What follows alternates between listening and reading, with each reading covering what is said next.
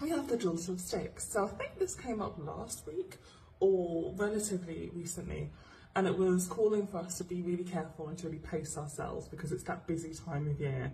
And I have the same message today: pace yourself. I feel like I'm going to have this message for most of December because it is that time and we can really lose ourselves in a busyness, right? We can really lose ourselves, and then we can find ourselves burnt out and feeling unwell when we eventually stop.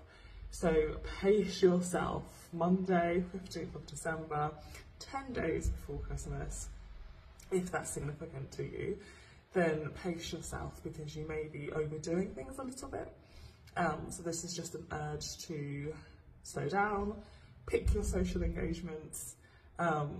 Yeah, just you know, just allow yourself to not take on too much, but even if it's fun. Okay? Take care. Bye.